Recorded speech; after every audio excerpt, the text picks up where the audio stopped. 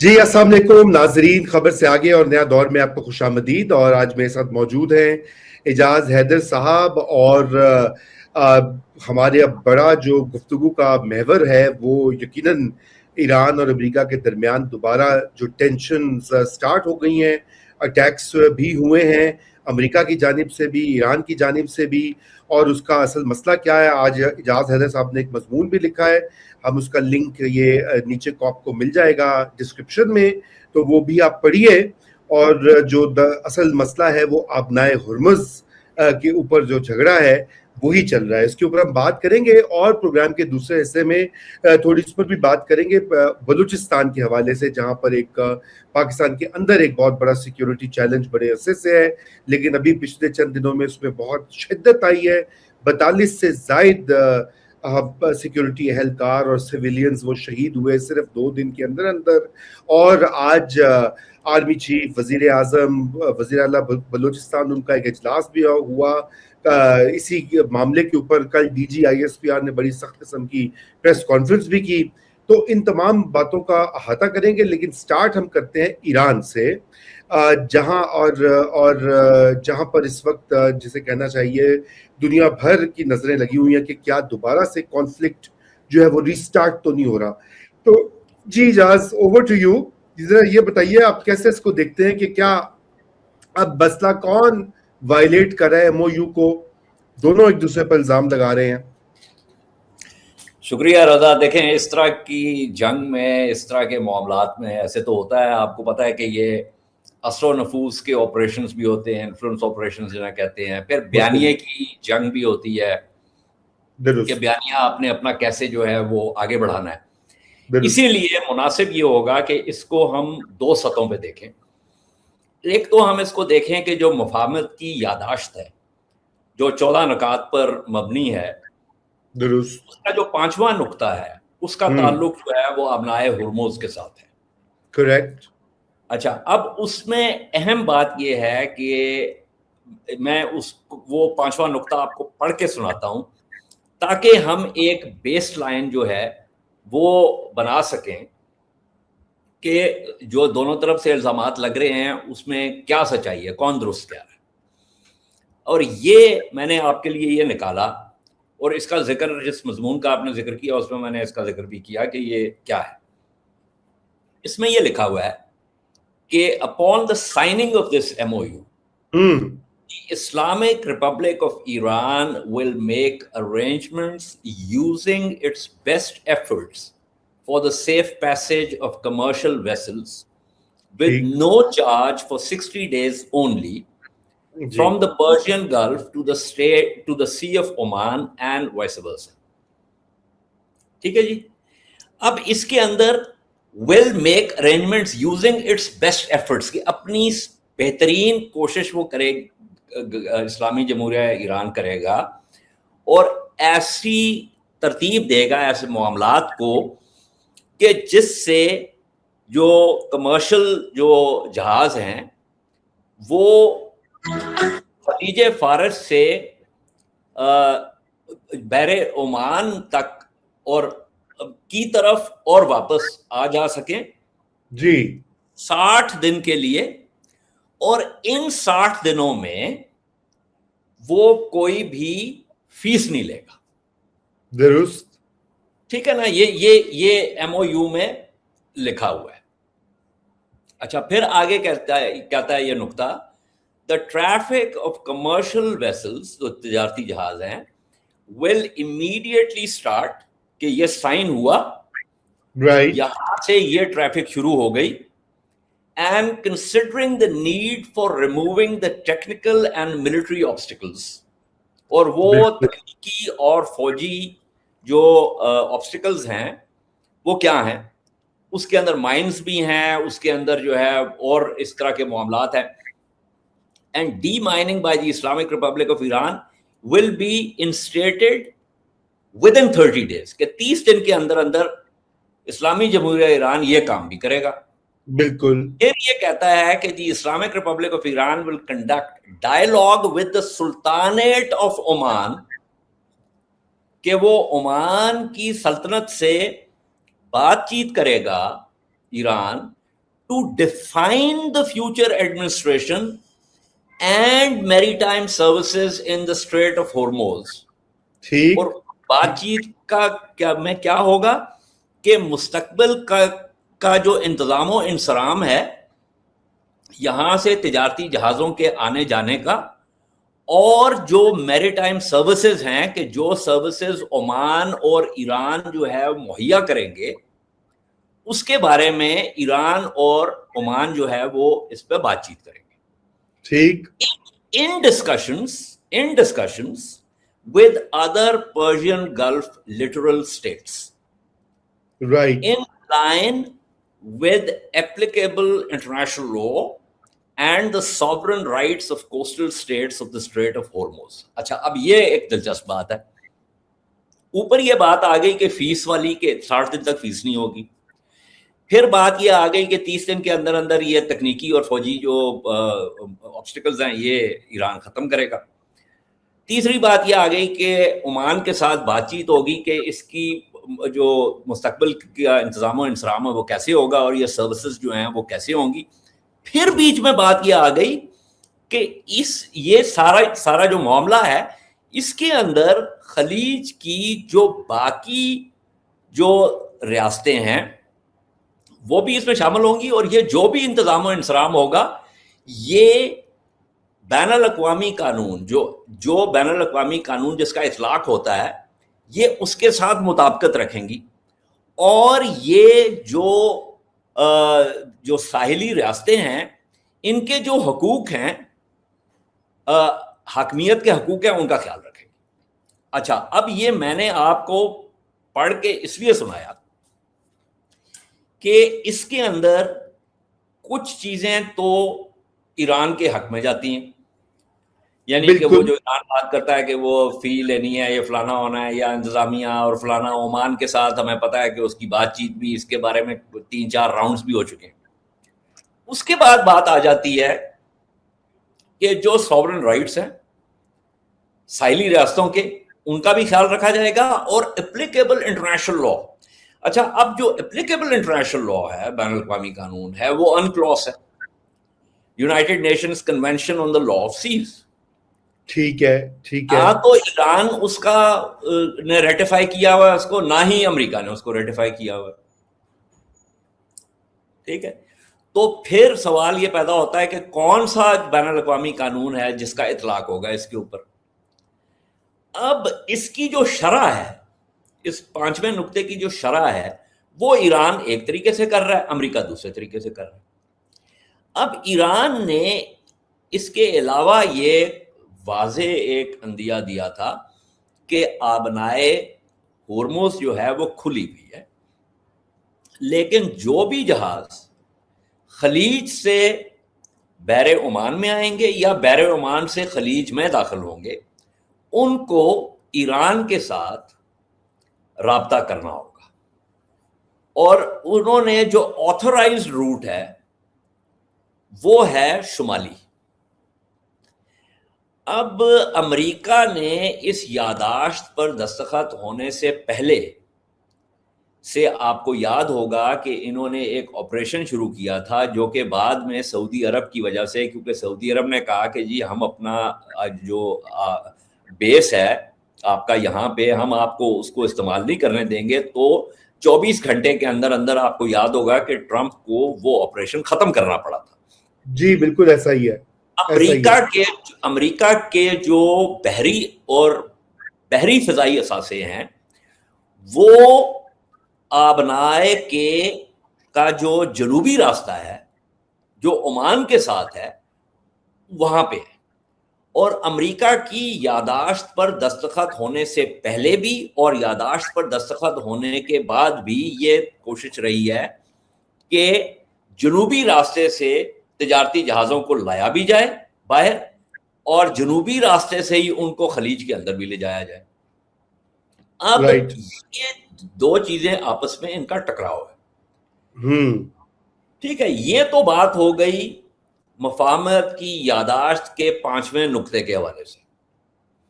अब आ जाते हैं इसकी जियोपॉलिटिक्स और जियो स्ट्रैटेजी पे. دیکھیے یہ تو آبنائے ہرمز کو بند کرنا تو ایران کا ترک کا پتہ، یہ تو بات اب سب پر واضح ہو چکی ہے. اصل اب پتہ یہ ہے. بالکل. مجھے تو تاش کھیلنے آتا ہے نہیں بالکل. ہاں مجھے، حالانکہ میرے والد مرحوم جو تھے he was an excellent bridge player اور پوکر بھی، and he try to teach me cards but I just, مطلب میں تاش کی مجھے آج دن تک سمجھ ہی نہیں آئی کبھی. خیر اینی وے، تو یہ ترک کا پتہ ہے. تو آپ یقیناً تاش کھیلتے ہوں گے، آپ کو یہ تو پتہ ہی ہوگا مجھ سے بہتر کہ بھائی ترک کا پتہ تو کوئی ہاتھ سے نہیں جانے دیتا. بالکل ٹھیک ہے. تو بالکل اجازت. یہ ابھی اچھا، اس کے اوپر ایک اور میں بات کر دوں کہ یہ تو سید علی خامنئی کے اور ان کی جو باقی جو فیملی کے لوگ جو شہید ہوئے ہیں، ان کا جو پورا جنازہ اور وہ سارا کچھ جو ہو رہا ہے، اس کی وجہ سے وہ یہ بات چیت آگے نہیں بڑھ سکی. لیکن ایک کمپرومائز کے اوپر بات چیت شروع ہو گئی ہوئی تھی، اور وہ کمپرومائز یہ تھی کہ ایک خلیج کی جو تعاون اور ایران کے نمائندے ہوں گے، اور یہ ایک ایسا کوئی میکنزم بنایا جائے گا کہ جس میں خلیج کے اندر آنے والے اور خلیج سے باہر جانے والے جہاز جو ہیں وہ ان دونوں باڈیز کے ساتھ کوآرڈینیٹ کریں گے، تاکہ اس سے ایران کی جو ایک جیو پولیٹیکل جیو اسٹریٹجک جو ایک ڈیمانڈ ہے وہ بھی پوری ہو، اور جو امریکہ کا معاملہ ہے وہ بھی، اور جو خلیجی ریاستوں کا وہ بھی ہے. لیکن اس کے اوپر آگے ابھی مزید بات ہونی تھی. پھر یہ بیچ میں سارے یہ مطلب جو فیونرل وغیرہ کا معاملہ آ گیا.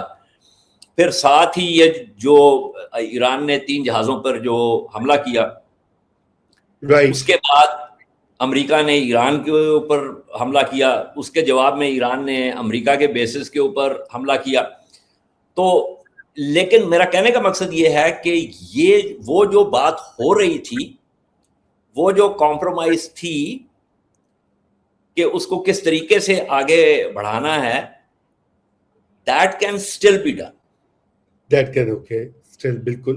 اور آخری بات before we proceed further with any questions، کہ میرا نہیں، حالانکہ اس پہ خطرہ موجود ہے، میں نے اپنے مضمون میں بھی اس کا ذکر کیا ہے، خطرہ موجود ہے، لیکن میرا ذاتی خیال نہیں ہے کہ، میرا خیال ہے کہ اگلے 24 گھنٹے کے اندر اندر یہ معاملہ جو ہے وہ تھوڑا سا پیچھے آئے گا، کیونکہ دونوں جو فریق ہیں ان میں سے کسی نے بھی یہ نہیں کہا، مطلب ویسے تو ٹرمپ نے ادھر بیٹھ کے کہہ دیا کہ جی as far as he is concerned the MOU is gone, it's dead. جی. لیکن ٹرمپ صاحب کا آپ کو پتا ہے کہ وہ اس طرح کی بے شمار باتیں کرتے ہیں. ابھی وہ پہلے، وہ 2 دن پہلے یہ کہہ رہے تھے، ایرانیوں کی تعریف کر رہے تھے کہ جی بہت اسمارٹ لوگ ہیں اور بہت زبردست ہیں اور یہ وہ، and then he called them scum, and then he asked people do you know what scum is. جی. لیکن اسی گفتگو کے دوران آپ کو معلوم ہے کہ انہوں نے اسپین کے اوپر بھی اسپین کو بھی بہت جوتے جو ہے وہ مارے، اور یہاں تک کہہ دیا کہ جی وہ بیٹھے بیٹھے کہ جی اسپین کے ساتھ تجارت جو ہے وہ ختم کر دو. وہ بعد میں لوگوں نے ماہرین سے پوچھا کہ جی یہ ہو سکتا ہے، انہوں نے کہا جی نہیں ہو سکتا، کیونکہ ای یو کے ساتھ ایک ٹریڈ ڈیل ہے امریکہ کی. تو ای یو جو ہے وہ ایز اے بلاک جو ہے وہ تجارت کرتا ہے. تو اس میں آپ یہ نہیں کہہ سکتے کہ جی ہم نے اسپین کے جو ہیں وہ کی جو چیزیں ہیں وہ امریکہ کے اندر نہیں آنے دینی، کیونکہ اس میں پھر ای یو ریٹیلیٹ کرے گا. اور مزے کی بات یہ ہے کہ اسپین وہ ملک ہے کہ جس کے ساتھ امریکہ کا ٹریڈ ڈیفیسٹ نہیں ہے، بلکہ ایک چھوٹا سا ٹریڈ سرپلس ہے $5 بلین کا. تو میرا کہنے کا یہ تو خیر دس واز اے سیگ وے. میرا کہنے کا مقصد یہ ہے کہ ٹرمپ صاحب جو ہیں وہ اپنی جو ایک انکوہرنٹ طریقے سے جو ان کی گفتگو ہوتی ہے اس کے اندر وہ بہت ساری چیزیں لے آتے ہیں. تو میرا یہ خیال ہے کہ اگلے 24 سے 36 گھنٹے کے اندر یہ معاملہ جو ہے یہ تھوڑا سا ٹھنڈا ہو جائے گا. اور بہت سے لوگ یہ کہہ رہے ہیں کہ جی یہ مفاہمت کی یادداشت جو ہے یہ اب اس پر فاتحہ پڑھ لینی چاہیے. اور کوئی نیا فریم ورک ہونا چاہیے. میرا نہیں خیال کہ کسی نئے فریم ورک کی ضرورت ہے. میں یہ سمجھتا ہوں کہ یہی مفاہمت کی یاداشت کی سطح تک بہت مشکل سے ان فریقین کو لے کے آئے تھے جو ثالث تھے اور ہیں, اور اسی کو آگے بڑھانے کی ضرورت ہے. But let's see what happens. جی نہیں, یہ تو بڑا آپ نے اچھا نوٹ کیا, اور میرے خیال سے ایک امپورٹنٹ ڈرائیور جو ہے اس پورے معاملے میں اعجاز, جو کہ آپ جانتے ہیں کہ ایران کو بھی یہ پتا ہے کہ امریکہ یہ کانفلکٹ کو دوبارہ سے ری سٹارٹ نہیں کر سکتا اس شدت کے ساتھ. امریکہ کی جو کمپلشنز اور لمیٹیشنز ہیں ڈومیسٹک معیشت اور سیاست دونوں, اور یقیناً ایران بھی نہیں چاہتا کہ فل سکیل کانفلکٹ جو ہے وہ ہو. تو دونوں سائڈ پر کچھ کمپلشنز بھی ہیں جو کہ ان کے بیہیویئر کو ریگولیٹ کریں گے. میرے خیال سے یہ لوگوں کو بالکل آپ درست کہہ رہے ہیں. جی سنسنی خیزیت میں لوگ کہاں سے کہاں پہنچ جاتے ہیں. جی آپ بالکل درست کہہ رہے ہیں. دیکھیں اس کی وجہ یہ ہے کہ ایک ہوتا ہے فوجی نقطہ نگاہ سے کوئی چیز کرنا, کہ آپ کے پولیٹیکل اسٹریٹجک جو ہے اہداف ہوتے ہیں, اور اس کے نیچے آپ ایک آپریشنل اسٹریٹجی ڈیوائز کرتے ہیں. تو اس میں آپ نے جو بھی اسٹرائکس کرنی ہوتی ہے اس کے پیچھے ایک مقصد ہوتا ہے, وہ بے مقصد نہیں ہوتی. رائٹ. تو آپ کے پاس یہ آپشن تو ضرور ہے کہ آپ وحشیانہ بمباری کرنا شروع کر دیں, اس میں تو کوئی شک کی بات نہیں ہے. رائٹ. وہ تو ہو سکتی ہے. سوال یہ پیدا ہوتا ہے کہ وہ جو وحشیانہ بمباری آپ کریں گے, یا جس بربریت کا آپ مظاہرہ کریں گے کہ جس میں آپ نے کہا کہ ہم تہذیب کو جو ہے مٹا دیں گے, اس سے آپ کے کیا اغراض و مقاصد جو ہے وہ پورے ہوتے ہیں. بالکل. اچھا, اس سوال کا جواب ہے کہ کچھ زیادہ نہیں ہوتے. اور اس میں سب سے بڑی بات یہ ہے کہ اگر آپ اس قسم کی حکمت عملی استعمال کرنا چاہیں گے تو آپ کے اوپر تو پھر سیدھا بین الاقوامی قوانین کے تحت جو ہے وہ جنگی جرائم کا الزام آپ کے اوپر لگے گا. ایبسلیوٹلی. دوسری طرف ایران جو ہے وہ آپ جوابی کارروائی کرے گا. وہ جو جوابی کارروائی ہے اس کے اندر خطہ پورا آگ کی لپیٹ میں آ جائے گا. جب خطہ پورا آگ کی لپیٹ میں آ جائے گا, جو ابھی آپ نے دلیل دی جو کہ بالکل درست ہے, تو جو آپ کا یعنی جو ورلڈ فوڈ آرگنائزیشن تھی اس نے کہا کہ جی کیٹاسٹرافک جو ہے وہ فوڈ انسیکیورٹی ہو جائے گی. آپ کا جو پورا آئل اینڈ گیس کے ساتھ, خاص طور پہ پیٹرولیم کے ساتھ جو پورا ایک ایکو سسٹم ہے جس کے اندر سینکڑوں کے حساب سے جو ہے وہ بائی پروڈکٹس ہیں, وہ سارے کا سارا ایکو سسٹم جو ہے وہ ڈیسٹیبلائز ہو جائے گا. مطلب یہ معاملہ صرف اس بات کا نہیں ہے کہ آپ اپنی گاڑی میں تیل ڈال سکتے ہیں یا نہیں ڈال سکتے. اس کے اندر there is a مطلب hundreds of petrochemicals اور plastics and you know agri products and مطلب پورا ایک ایکو سسٹم ہے. اور وہی ابھی تو آپ یہ دیکھیں کہ اگر چین نے عقل مندی نہ کی ہوتی, یہ جو مارکیٹ تھی نا یہ تو سٹیبلائز ہی نہیں ہو سکتی تھی. 5 ملین بیرلز پر ڈے چین نے امپورٹس جو تھیں اپنی ان کو سلیش کیا تاکہ پرائسز جو ہیں وہ سٹیبل رہیں. کریکٹ. اچھا, مزے کی بات یہ ہے کہ یہ کیسے ہوا. اب اس کے بارے میں آپ ایک قیاس آرائی کر سکتے ہیں, لیکن یہ ایک اہم چیز ہے کہ جب ٹرمپ کی ملاقات ہوئی شی کے ساتھ, وہ جو سمٹ ہوئی, اس سمٹ کے بعد چین نے یہ فیصلہ کیا. تو اس کا مطلب یہ ہوا کہ ٹرمپ نے کوئی نہ کوئی تو درخواست اس کو ڈالی شی کو. بالکل ڈالی ہوگی, بالکل کہ بھائی میں تو گیا, میں تو یہ تو مارکیٹ کہیں سے کہیں جا رہی ہے تو اس کا کچھ کریں. تو چین کے پاس چونکہ سپیس ہے, ایک تو ان کے پاس جو اسٹریٹجک ریزروز ہے, دوسرا چین کے اندر جو کنزمپشن کا جو پیٹرن ہے اس وقت, گاڑیوں کے حوالے سے بھی, پبلک ٹرانسپورٹ کے حوالے سے بھی, اور باقی انڈسٹریز جو فوسل فیول استعمال کرتی تھیں، جن کو ہیویلی چین نے کنورٹ کیا ہے اب رینیوبل انرجی سپلائیز میں، جس میں سولر بھی ہے، جس میں جو ہے وہ بیٹری بھی ہے، اور یہ جس کی وجہ سے آپ کا ایک مکس ہے، ہیلدی قسم کا مکس، جو کہ آپ کو جب آپ اپنے ریزروز اتنے رکھتے ہیں اور آپ کے پاس ایک پورا ایکو سسٹم جو گرو کر رہا ہے، جس کی وجہ سے آپ کی over all consumption fossil fuel کی کم ہوئی ہے، ان دونوں چیزوں کو مد نظر رکھتے ہوئے آپ یہ فیصلہ کر سکتے ہیں کہ جی ہم اپنی امپورٹس جو ہیں اس کو 5 ملین بیرل جو ہے وہ کم کر دیں گے۔ اب اگر معاملہ واپس وہاں پہ جاتا ہے کہ جہاں پہ ایک وحشت آ جاتی ہے خطے کے اوپر اور بربریت کا مظاہرہ ہونا شروع ہو جاتا ہے، تو پھر آپ چین سے بھی یہ توقع نہیں کر سکتے نا کہ وہ زیادہ دیر تک آپ کا ساتھ دے گا اس طریقے سے مارکیٹ کو سٹیبلائز کرنے کے لیے۔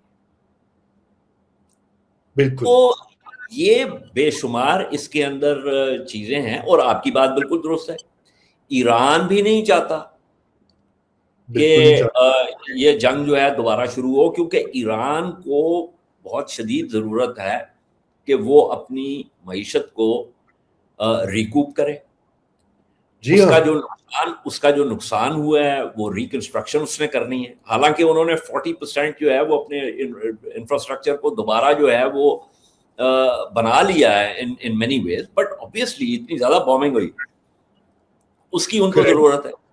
اچھا، وہ جو اکنامک ریلیف ہے اس کی اس لیے بھی ضرورت ہے کہ جنگ کے شروع ہونے سے پہلے ایک کرائسس آف لیونگ جو ہے وہ پروٹیسٹ ہو رہی تھی اتنی شدید وہاں پہ، تو اب جب قوم اکٹھی کھڑی ہوئی ہے تو ظاہر ہے قوم کو کسی قسم کا ریلیف بھی تو چاہیے نا۔ تو ایران کے اندر میں نے جو پچھلا آپ کے لیے مضمون لکھا تھا اس میں میں نے یہ کہا تھا کہ ایران کے اندر بھی بحث اس بات پر نہیں ہے۔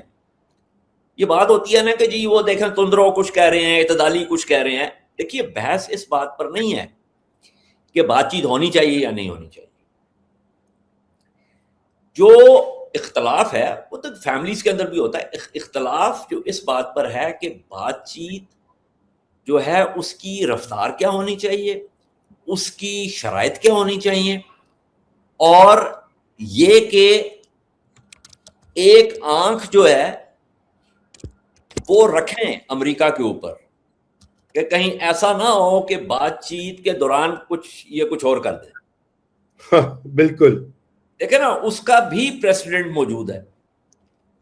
اب تو دیکھیں میں نہیں کہہ رہا، جو مغربی مبصرین ہیں جو کہ امریکہ کے حمایتی ہیں وہ بھی کہہ رہے ہیں کہ یار 2 دفعہ بات چیت کے دوران آپ نے حملہ کر دیا تو مطلب خدا کا خوف کرے۔ سو ایک شدید قسم کی بد اعتمادی ہے دونوں فریقین کے درمیان، اور ایران نے اس بات کا فیصلہ کیا ہے کہ وہ مستقبل کے وعدے وعید جو ہے نا ان کی بنیاد پر کنسیشنز نہیں دے گا، وہ کنسیشنز اپ فرنٹ لے گا اور پھر جو ہے وہ اپنا حصہ ڈالے گا۔ بالکل جی بالکل، یہ بہت میں سمجھتا ہوں کہ اہم نکتہ ہے جو کہ ضروری ہے کہ ہم شیئر کریں with our viewers۔ اچھا اجاز، ذرا اب مڑتے ہیں تھوڑا سا پاکستان کی طرف، جہاں پہ آپ نے دیکھا ہے پچھلے 2 دنوں سے بہت ہی افسوسناک واقعات جو ہیں وہ رونما ہوئے بلوچستان میں، جہاں پر BLA کے اٹیکس جو ہیں اور ایک یکے بعد دیگرے وہ اٹیکس ہوئے۔ تو اب تھوڑا سا یہ بتائیے کہ آپ کیا سمجھتے ہیں کہ اس وقت جو ایک ایمرجنسی کی سچویشن حکومت اور اسٹیبلشمنٹ دکھا رہے ہیں، کیا will they live up to that emergent approach، یا یہ وہی یوزول مذمت کائنیٹک آپریشن ریپیٹ؟ جی رضا بہت مناسب سوال ہے، بہت اہم سوال ہے۔ مجھے کئی دفعہ جب آپ یہ بلوچستان اور اس حوالے سے بات کرتے ہیں نا تو مجھے واقعی سمجھ نہیں آتی، کیونکہ گزشتہ پتہ نہیں کتنے سالوں سے اس کے بارے میں جو ہے نا بک بک بھی کی ہے، اس کے بارے میں تحریر بھی کیا ہے. اب یا تو ہماری عقل جو ہے وہ بالکل ناقص ہے، اور جو ارباب بست و کشاد ہیں وہ وہی افلاطونی سقراطی عقل رکھتے ہیں اور ان کا خیال ہے کہ وہ سارے معاملات حل کر لیں گے. دیکھیے، بلوچستان میں دو چیزیں اہم ہیں اس وقت. جو حملے جہاں جہاں ہوئے ہیں، اگر آپ اس کا جغرافیہ دیکھیں تو اس جغرافیے میں یہ حملے اب ہر جگہ پر ہو رہے ہیں. یعنی جو بلوچ گروپس ہیں وہ ادھر بھی حملے کر رہے ہیں جہاں پر جو کہ پشتون علاقہ جات تھے. اسی طرح جو خارج کے ایفیلیٹڈ گروپس ہیں وہ تو ویسے ہی ان کا جو ہے نا ایریا. ایک بات تو یہ ہو گئی. دوسری بات یہ ہے کہ ریکروٹمنٹ کا ان کو اب کوئی مسئلہ نہیں ہے. ہاں ٹھیک ہے. تیسری بات یہ ہے کہ خودکش حملے بھی ہو رہے ہیں. اب بلوچ خودکش حملے بھی کر رہے ہیں. کم از کم 4 خودکش حملہ آور جو تھیں ریکارڈڈ جو ہے وہ خواتین تھیں، اور وہ خواتین جو تھیں وہ پڑھی لکھی تھیں.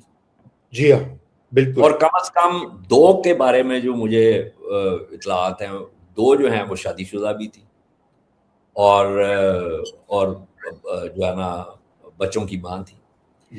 اب آپ نے دیکھنا یہ ہے کہ دیکھیں اپنی جان جو ہے نا وہ سب کو بہت عزیز ہوتی ہے. یہ ایک فطری بات ہے نا، سیلف پریزرویشن جو ہے کہ آپ اپنے آپ کو محفوظ کرنے کی کوشش کرتے ہیں.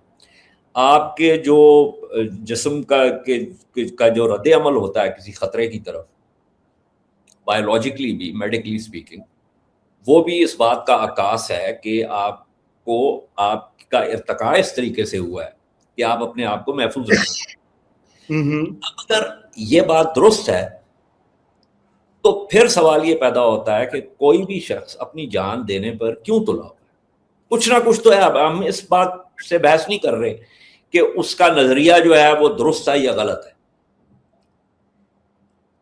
ہم یہ بات کر رہے ہیں کہ وہ جو بھی نظریہ ہے اس پر اس کا اتنا یقین کامل ہے کہ اور وہ یہ سمجھتا ہے یا سمجھتی ہے کہ میری انفرادی جان جو ہے وہ میرا جو اجتماعی جو کاز ہے اس سے اس کی ویلیو کم ہے. جو اجتماعی جو کلیکٹیو گڈ جو ہے اس کے لیے میں اپنی انفرادی جان دینے کے لیے تیار ہوں.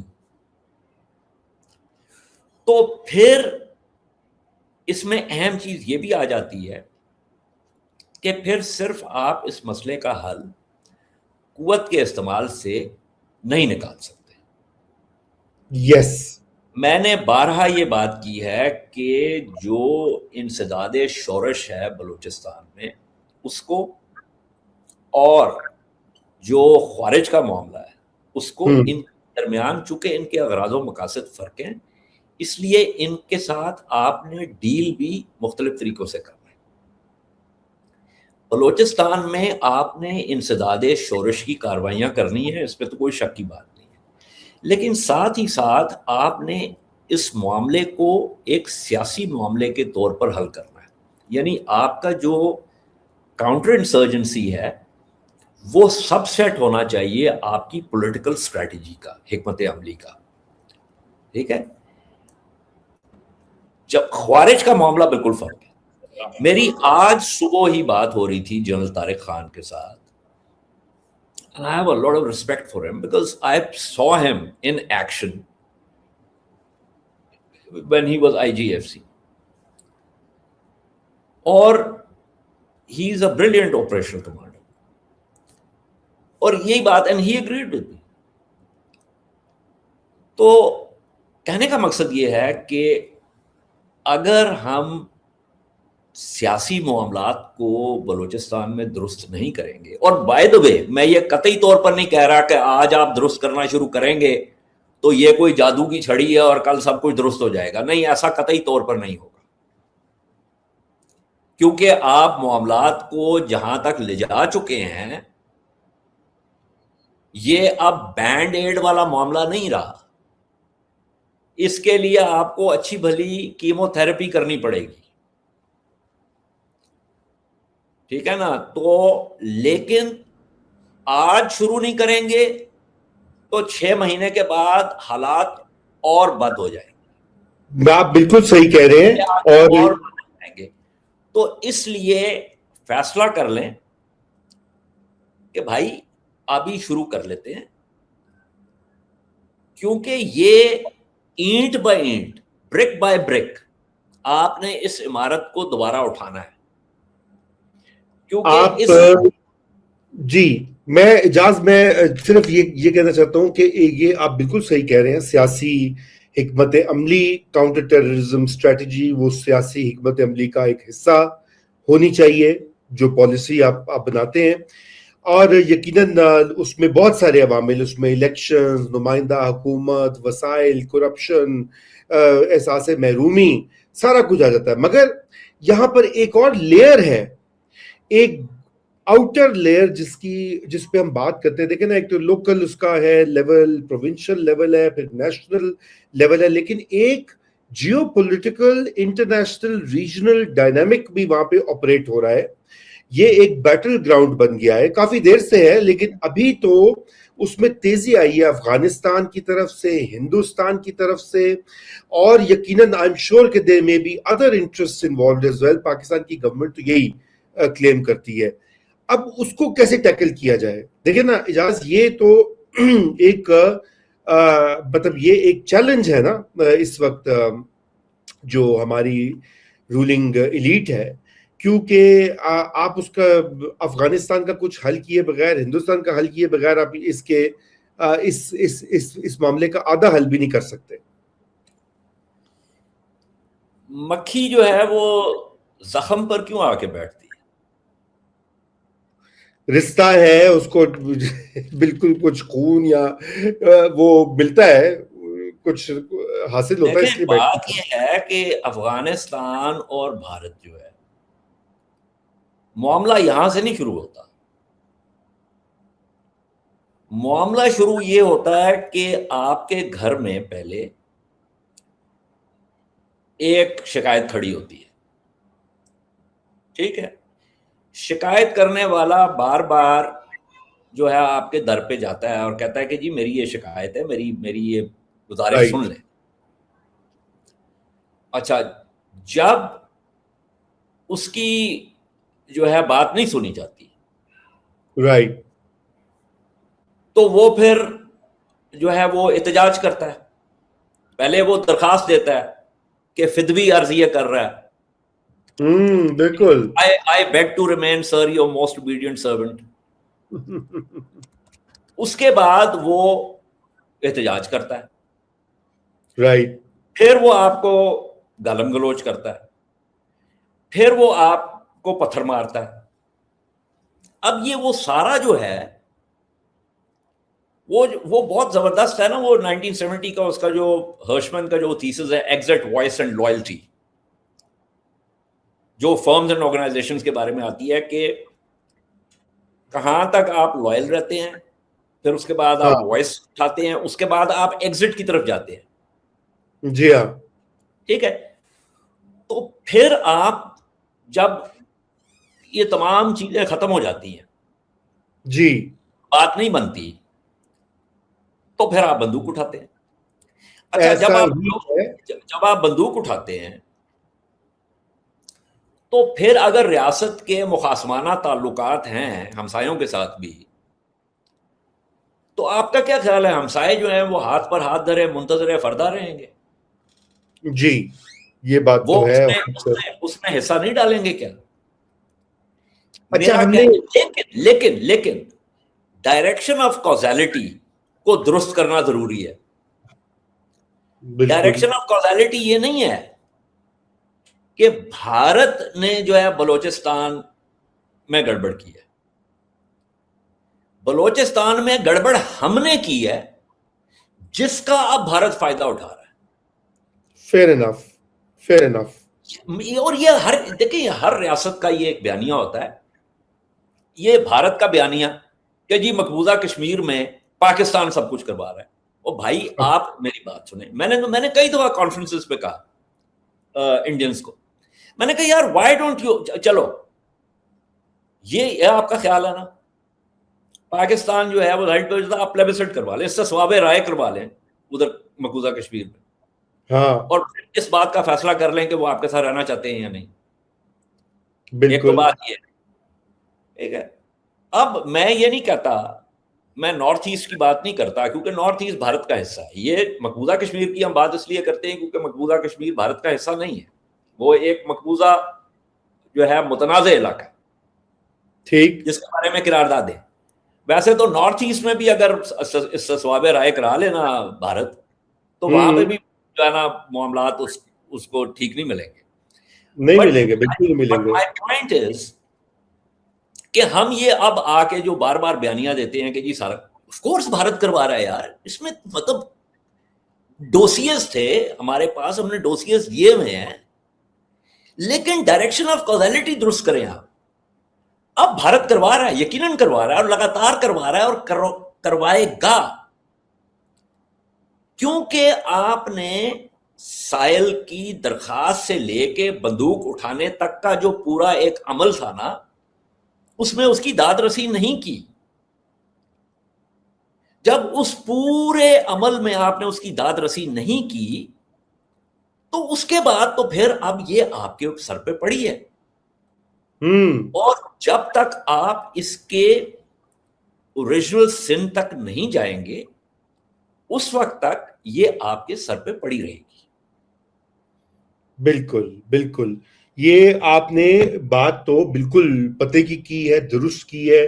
مگر ایک جو ہم نے یہ دیکھا, یہ جو پچھلا ابھی اٹیک ہوا جہاں پہ انہوں نے پولیس والوں کو پہلے ڈسارم کیا, ان کو سارا ایمونیشن ختم ہوا, پھر ان کو پکڑ کے, اور جن کی آج جنازے بھی میں دیکھ رہا تھا, بڑے دلخراش مناظر تھے.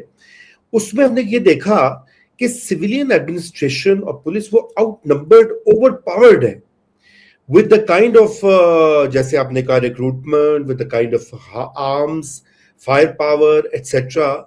اور اگر ایون کائنیٹک ٹرمز میں بھی کیا آرمی اتنی ہے کہ وہ ہر جگہ اب موجود ہو جائے, وہ بھی نہیں ہو سکتا. تو یہ جو اعجاز کی جو شدت آ رہی ہے, آپ کے خیال سے یہ اس کی کیا ٹریگر ہے؟ ابھی یہ انڈرسٹوڈ بات ہے, پولیٹیکل ایکسکلوژن, مارجنلائزیشن جو ہے, جو گریونسز ہیں اسلام آباد کے ساتھ, وہ سب باتیں اپنی جگہ پہ, اور یقیناً ان کا ازالہ ہونا چاہیے. لیکن یہ آپ اس کو کیسا دیکھتے ہیں کہ یہ جو ایک انٹینسٹی جو ہے اٹیکس میں, what does it say? What is it a signal? دیکھیں بات یہ ہے کہ ایک طرف افغانستان ہے جس کی سرزمین جو ہے جی وہ ہمارے خلاف استعمال ہو رہی ہے, ٹھیک ہے, اس سرزمین پر ٹریننگ کیمپس بھی ہیں. اسی طرح سیستان بلوچستان کے علاقے میں بے شمار ان گورنڈ سپیسز ہیں. اچھا, ہمیں یہ بھی معلوم ہے کہ موساد نے کردوں کے اندر بھی پینیٹریٹ کیا ہوا ہے, ایرانی بلوچوں کے اندر بھی پینیٹریٹ کیا ہوا ہے, اور ایران کے جو ڈسیڈنٹس تھے ان کے اندر بھی penetrate. There's a lot of evidence now of this. of course. Style intelligence agencies ہیں, وہ آپریٹ کر رہی ہیں. اس علاقے میں MI6 آپریٹ کرتی رہی, اس علاقے میں CIA آپریٹ کرتی رہی, RNAW آپریٹ کرتی رہی, اس علاقے میں جو ہے وہ اپنا Mossad has been operating in this area. مطلب دیکھیں, to think کہ یہ کچھ نہیں ہو رہا and there's nothing یہ conspiratorial about this, یہ بالکل سادہ سی چیز ہے. اب آپ موساد کی, آپ کو پتا ہے کہ امریکہ کی انٹیلیجنس جو DIA, انہوں نے ان کے جو کلر کوڈنگ ہوتی ہے اس میں موساد کی کلر کوڈنگ ہے of a hostile intelligence agencies, even though America and صہیونی ریاست are so close to each other. Mossad جو ہے وہ ہاسٹائل انٹیلیجنس گیدرنگ امریکہ میں بھی کرتی ہے.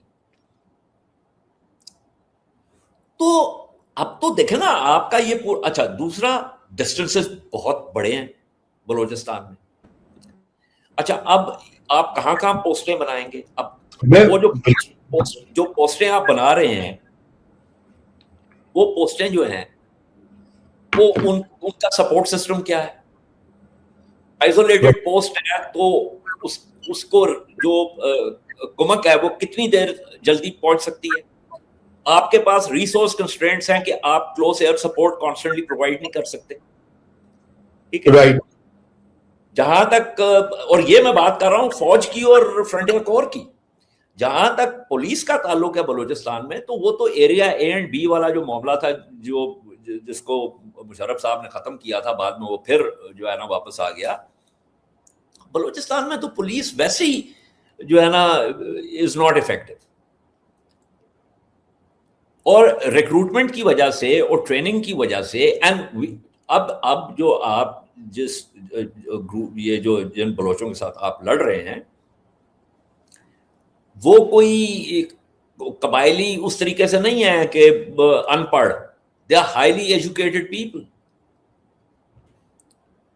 دے آر ہائیلی ایجوکیٹڈ. اور ظاہر ہے جب ایک پڑھا لکھا بندہ جب اس نے بندوق اٹھا لی ہو تو اس کی انڈرسٹینڈنگ آف بیسک ٹیکٹکس,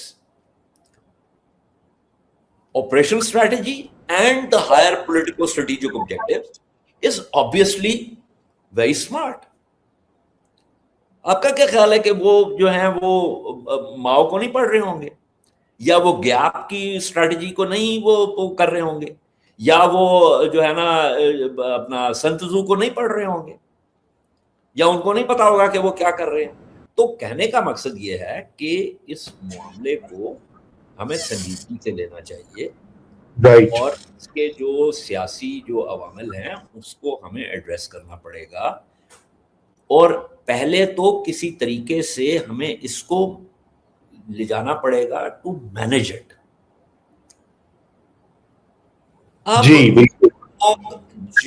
اب اگر آپ ہر بلوچ پر الزام لگاتے, دیکھیں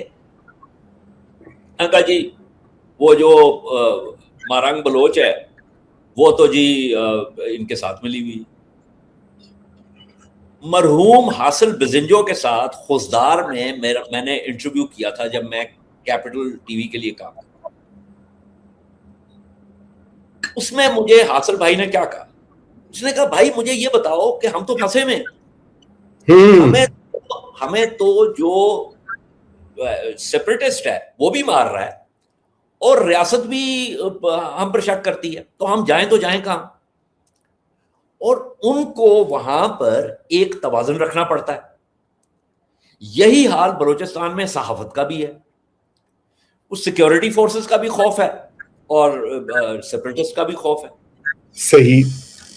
تو وہ لوگ جو ابھی تک اعتدالی ہیں ان دا سینس کہ بھائی آپ یہ کہو جی کنڈیم کرو, مذمت کرو, تو بھائی آپ ان کو لا کے پہلے ایک زمین تو ہموار کریں نا. رائٹ. مطلب مجھے باغبانی کا نہیں پتا, اتنا مجھے پتا ہے کہ کوئی بھی پھل پھول یا سبزی لگانے سے پہلے زمین پدری کرنی پڑتی ہے. ایبسلیوٹلی. زمین تسی نہیں کرنی پدری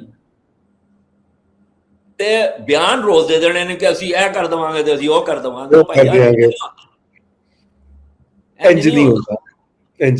ایبسلیوٹلی. میرے خیال سے یہ جو میسج ہے وہ بڑا کلیئر ہے اور پاکستان کی ریاست کو اور سیاسی اشرافیہ کو یہ سوچنا پڑے گا کہ اس مسئلے کا جو وہ حل سمجھ رہے ہیں وہ نہیں ہے. اس کے they have to go towards a political settlement.